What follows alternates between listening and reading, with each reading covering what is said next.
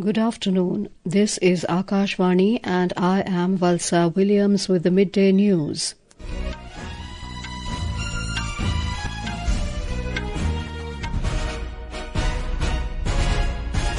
The headlines. Prime Minister Narendra Modi distributes over 65 lakh property cards under Swamitva scheme across 10 states and 2 union territories. Says the scheme aims to empower rural communities in land management. Over 1,500 nominations filed for 70-member Delhi Assembly elections, scrutiny of nominations taking place today. In Kolkata, a shelter court to pronounce its verdict on RG Kar Medical Hospital rape and murder case this afternoon.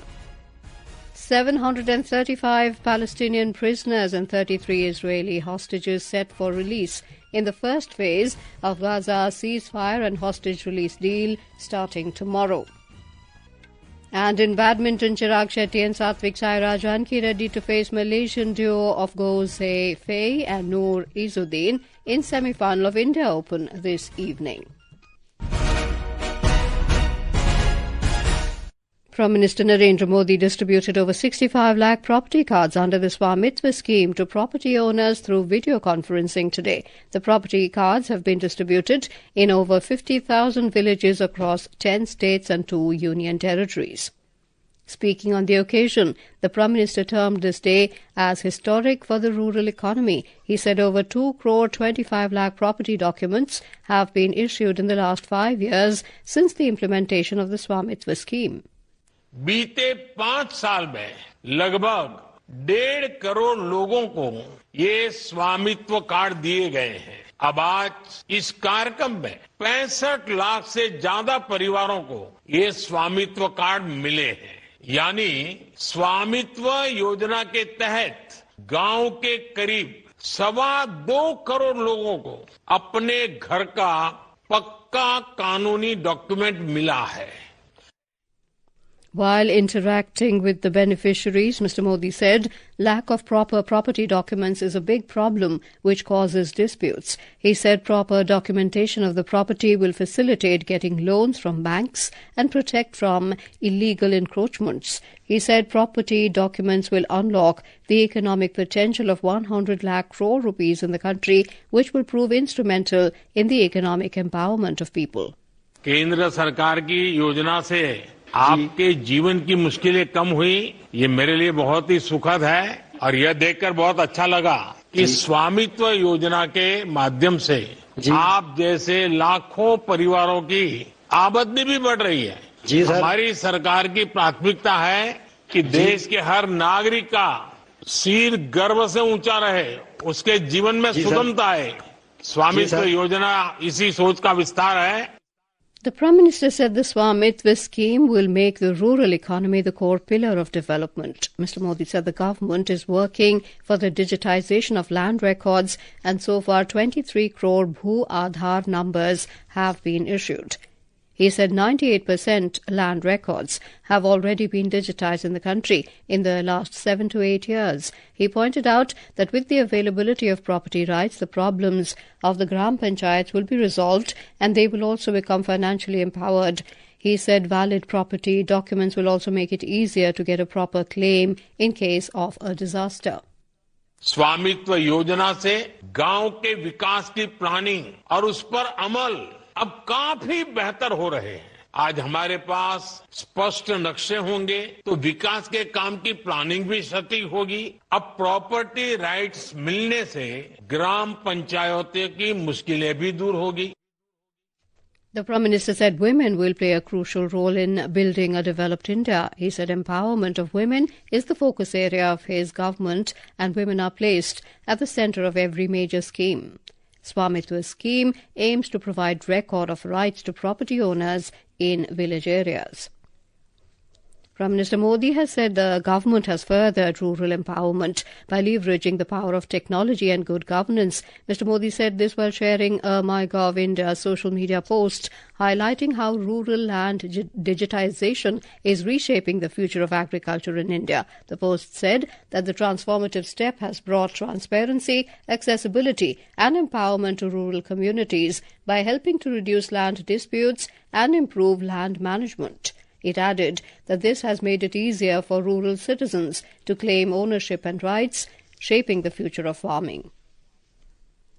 A total of 1,521 nominations have been filed for the 70-member Delhi Assembly elections. According to the Election Commission, 680 nomination papers were filed on the last day of nominations yesterday. The poll body said the maximum number of nomination papers have been filed in the New Delhi Assembly constituency. A total of 29 candidates have filed 40 nomination papers for this seat. Aam Aadmi Party national convener Arvind Kejriwal is contesting elections from this seat against BJP's Parvesh Verma and Congress's Sandeep Dikshit. The Commission also said a total of 18 candidates have filed 28 nomination papers from the Kalkaji seat, from which incumbent Chief Minister Atishi is contesting against BJP's Ramesh Bidhuri and Congress's Alka Lamba. Scrutiny of nomination papers is taking place today, and the last date for withdrawal of candidature is the 20th of this month. The National Internet Exchange of India, NIXI, has announced the launch of Internet Governance Internship and Capacity Building Scheme. The program will offer a biannual internship with 2 parallel tracks, a 6-month and a 3-month program. Electronics and Information Technology Ministry in a statement said each intern will be mentored by subject matter experts from international organizations, members from special interest groups, high-ranked retired government officials and faculty advisors from recognized institutions. In Bihar, the Joint Parliamentary Committee JPC on Waqf Amendment Act has started consultations with different stakeholders, including representatives of Waqf boards in Patna. Talking to the media in Patna, Chairman of JPC Jagdambika Pal said the committee will submit its report in the upcoming budget session of Parliament. जो parliament के द्वारा जब सरकार के आग्रह पे ये joint parliamentary committee वक्फ के अमेंडमेंट एक्ट को, तो अब उसमें बिहार में भी आकर के और यहाँ के डेलीगेशन से, यहाँ के ऑफिशियल के साथ, वक्फ बोर्ड के साथ, माइनॉरिटी कमीशन के साथ, या जो बार काउंसिल के लोग हैं या लायर्स हैं, काफ़ी डेलीगेशन है सुना, उनके साथ हमारी मीटिंग होगी, क्योंकि हमें रिपोर्ट इसी बजट सेशन में देना है. The Enforcement Directorate ED has attached 142 immovable properties worth 300 crore rupees in a Muda-linked money laundering case allegedly involving Karnataka Chief Minister Siddaramaiah and others.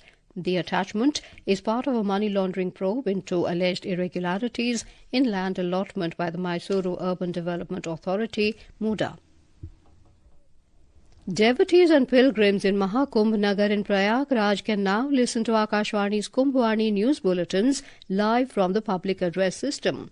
The Kumbhwani news bulletins are broadcast from 8:30 to 8:40 a.m. in the morning, 2:30 to 2:40 p.m. in the afternoon, and 8:30 to 8:40 p.m. in the evening. More from our correspondent.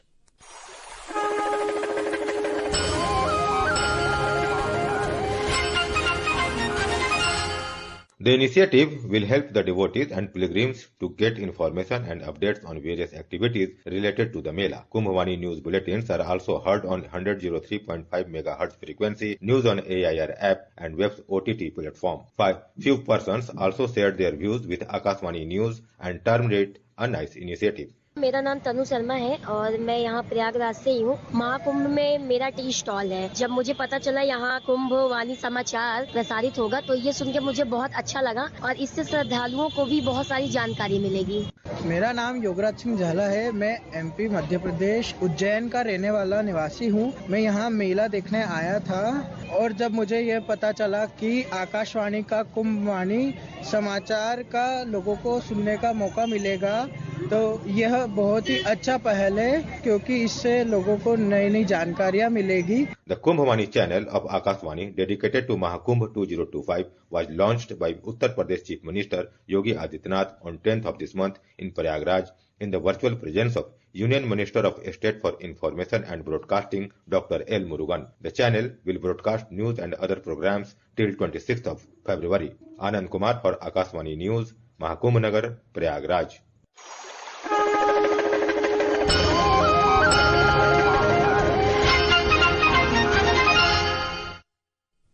This is Akashvani giving you the news. For quick news updates round the clock, follow us on our X handle at AIR News Alerts, and for details of stories and more, log on to our website www.newsonair.gov.in and download News on AIR app. Welcome back to the midday news. The much-awaited verdict on the RG Kar Medical College case in Kolkata will be given today by Sealdah Court. The investigation agency CBI has charge-sheeted Sanjay Rai in the case. On the other hand, the parents of the victim, junior doctors, and various sections of society have expressed their anguish over the fact that the CBI has not been able to charge-sheet any other person in the case.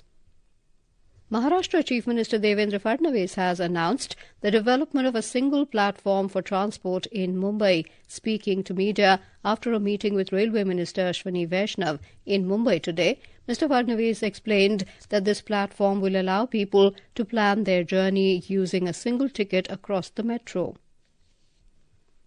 The Mumbai police questioned a carpenter in connection with the knife attack on Bollywood actor Saif Ali Khan at his Bandra residence. The carpenter was questioned at Bandra police station yesterday as his facial features matched the suspected attacker. The police investigation is underway.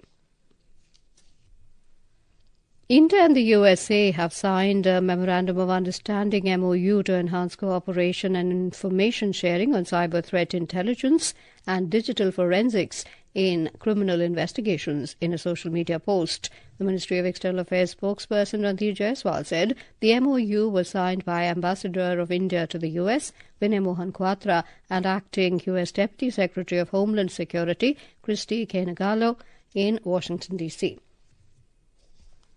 Israel will release 735 Palestinian prisoners during the first phase of the Gaza ceasefire and hostage release deal agreed upon with Hamas. In a statement, Israel's Justice Ministry said the deal is expected to go into effect tomorrow and includes 3 phases. The first phase is expected to last for 42 days, during which 33 Israeli hostages are set to be released. The ministry released the names of all prisoners set for release, except for those of 25 minors aged between 16 and 18. The ministry's statement was released shortly after the Israeli government approved the deal, paving the way for implementation from tomorrow. On to sports in the India Open Badminton Tournament.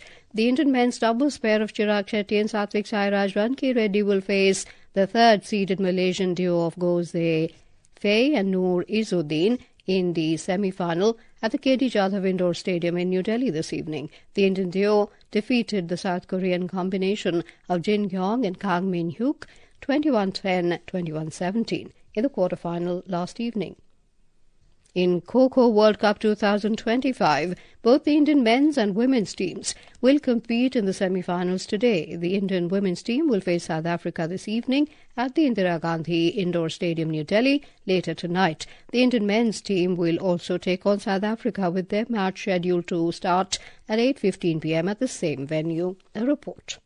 In the other semi-finals, Uganda's women's team will compete against Nepal, while Iran's men's team will face Nepal men's team. Notably, the men's and women's team from the India, South Africa and Nepal have all made it to the semi-finals. Yesterday, the Indian men's team delivered a dominating performance, defeating Sri Lanka with a score of 100-40. The team played brilliantly, launching an aggressive attack throughout the game that Sri Lanka couldn't counter. Meanwhile, the Indian women's team achieved an impressive 109-16 victory over Bangladesh. Led by captain Priyanka Ingle, the team dominated all 4 turns of the match. This marks the 4th consecutive game in which the Indian women's team has crossed the 100-point mark in the tournament. Abhishek Kapil, Akashvani News, Delhi. Now, before we end the bulletin, the headlines once again. Prime Minister Narendra Modi distributes over 65 lakh property cards under Swamitva scheme across 10 states and 2 union territories, says the scheme aims to empower rural communities in land management. Over 1,500 nominations filed for 70-member Delhi Assembly elections, scrutiny of nominations taking place today.